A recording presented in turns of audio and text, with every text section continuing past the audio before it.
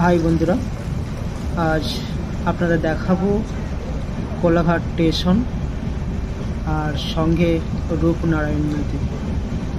আমরা আজকে আছি পুরী শালিমার সুপারফাস্ট এক্সপ্রেস।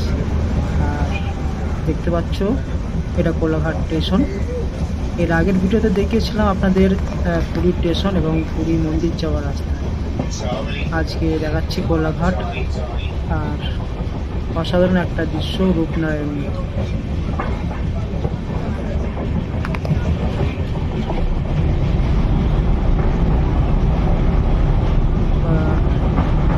এই রূপনারায়ণ নদী দেখতে পাচ্ছ, রূপনারায়ণ নদী বাঁকুড়া জেলার মধ্যে দিয়ে প্রভাবিত হয়ে পশ্চিম মেদিনীপুর জেলার ঘাটাল শহরের কাছে সেলাই নদীর সঙ্গে মিলিত হয়ে রূপনারায়ণ নদীর জন্ম।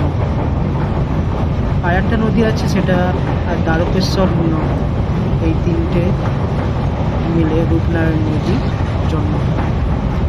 তবে এই নদীতে ইলিশ মাছ খুব বিখ্যাত। আর এই নদীর তীরেই কোলাঘাট তাপবিদ্যুৎ কেন্দ্র গড়ে উঠেছে। অসাধারণ দৃশ্য।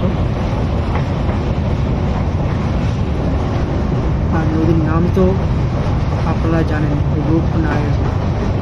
অসাধারণ অসাধারণ দৃশ্য। কতটা বন্ধুদের খুশি করতে পারছি ভিডিও করে,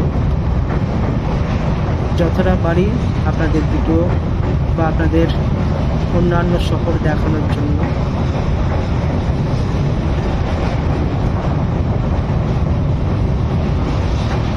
আমার ভিডিও যদি আপনাদের ভালো লেগে থাকে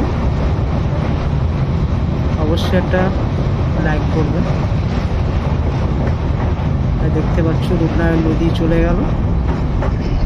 আর সামনে রূপনারায়ণের একটা বোর্ড রয়েছে, সেটা আপনাদের দেখাবো।